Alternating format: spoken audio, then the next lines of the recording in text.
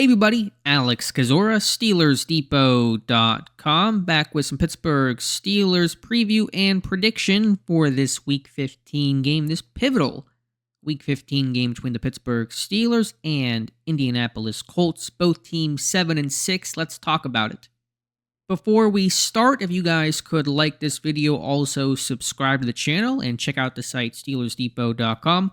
Would really appreciate that. So big game here, pair of 7-6 teams trying to cement, or not cement, but really, push ahead in the wild card race in that battle. The winner will do so. The loser's going to have a tough time.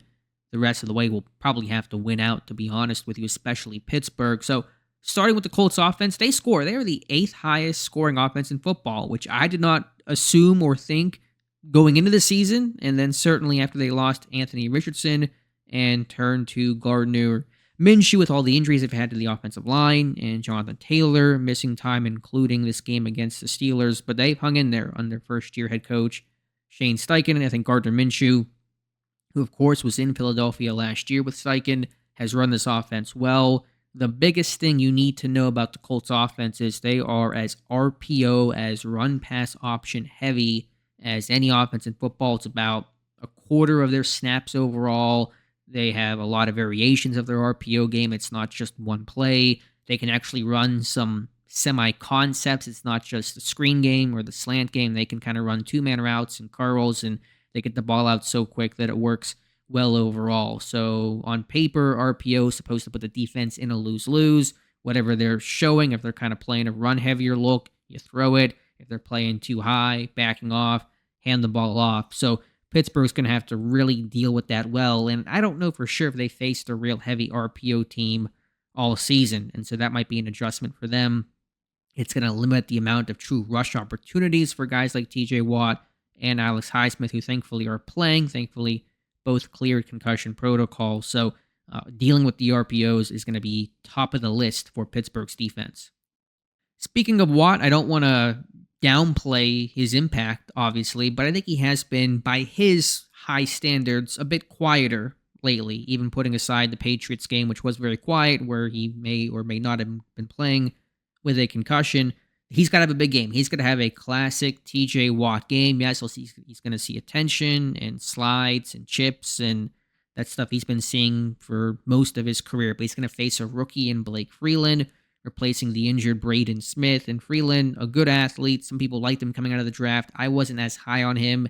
He's tall, I think a little bit upright, not as athletic in terms of, his kick slide and pass protection as he tested in the pre-draft process. So can TJ Watt use that dip rip move against the almost 6'8 Freeland and turn the corner, maybe at least draw a holding call, which does not happen often to his frustration. But you need TJ Watt to have a 2-sack, forced fumble, take it over kind of game.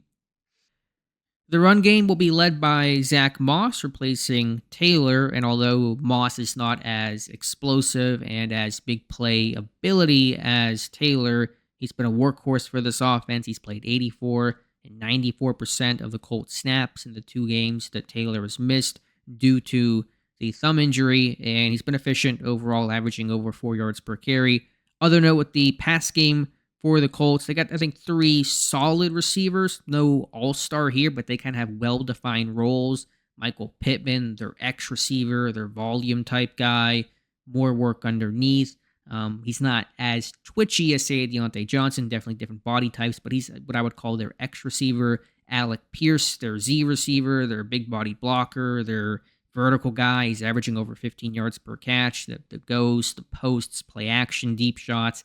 That's the guy they look for. And then Josh Downs in the slot, the F, whatever you want to call it. Chain mover, quick twitch, separator. I was a big fan of his tape out of North Carolina, and he's been producing well for them. And then conceptually, they like to use the middle of the field. They want to use crossers and slants and digs and dagger and Mills concepts. And so they're kind of almost the opposite of Pittsburgh, where they're not going to throw outside the numbers a whole lot, especially vertically, to Pierce occasionally, but that's it. They want to work between the numbers, middle of the field, and Pittsburgh will have to defend that, probably play some cover 1, cover 3, have a post safety there in Minka to try to impact some of those things, but Pittsburgh's going to have to cover between the numbers in this game. Defensively, their personality, the Colts, is, I think, pretty clear. Gus Bradley, the DC, he's a cover 3 guy. They are a heavy, heavy zone team, probably as much zone as almost any team in football. He's rooted in cover 3 principles. He'll play some cover 2 on third down, some cover 6 on second down. Can you flood those zones? Pittsburgh, they have to know the type of defense they're facing. I don't think the Colts are going to come out and play a ton of man. They got some youth in the secondary at corner. They are getting Juju Brents back, but I think they're going to be still their personality. So can you flood zones with some overs and crossers and design some play action to do that as well? That's going to be key. Pittsburgh has to exploit and attack the zone defense the Colts run. The Colts defense has allowed a ton of points. I believe they're 29th in scoring defense, but they create big plays. They are in some ways like Pittsburgh. Pittsburgh does not allow the points the way that the Colts do, but they are kind of a big feast-famine type defense. Indy is. They got 42 sacks. They got 21 takeaways. Those are, matching Pittsburgh in takeaways. It's better than what Pittsburgh has in sacks this season. They get sacks from a bunch of different people. It's a really good defense line. It's a 4-2-5 kind of base defense. They'll occasionally go with their 4-3 against some super heavy personnel. A former safety turned linebacker and Ronnie Harrison making plays for them. But the D-line of Buckner and Stewart and the Vanderbilt kid, Kwity Paye, the former Michigan product. I mean, they got some really talented guys there. Grover Stewart, I don't know if I mentioned Grover Stewart or not. He's a small school kid that's, really coming to his own. He's healthy now. He got back healthy against the Bengals. So it's a tough D-line. They mix 1 gapping, 2 gapping. Buckner typically is kind of more of their gap shooter. And then behind a linebacker, Zaire Franklin, 144 tackles. This dude is all over the place. So they got, I think, a strong front 7 overall. Last note, not super blitz heavy. Kenny Moore is a really talented slot corner who I would like to see in Pittsburgh next year. He's a free agent after this season. Won't be cheap, but he's everything they look for in terms of that Mike Hilton type of slot. But he can blitz. He's got a sack and a half. And then on obvious pass situations, third down, they're not going to run a ton of exotic stuff, but they're going to play with wide 9 defensive ends. Those defensive ends are going to fan out and be wide. Their D tackles are going to play outside shade on the guard. They're going to be 3 techs, and they occasionally stunt and run some twists and games off of that, but they're going to really kind of stress Pittsburgh on the edges. And so can Broderick Jones and Dan Moore defend that? That's going to be key. Again, the Colts have 42 sacks this season. They get after the quarterback. So for my prediction in this one, and I'm 0 for 2, probably like most Steeler fans after those terrible Cardinals and Patriot losses, I got the Colts winning this one. I think the national media seems pretty split in terms of who's going to win this game. I have the Colts winning it 23-17. I just think the RPOs are going to be tough for Pittsburgh to handle. The Colts are at home. The defense creates big plays. Mitch Trubisky, a quarterback, can he take care of the football? I really hope he can, but the track record, the history, including the Patriots game, says that he will not do that consistently over a full 60-minute performance.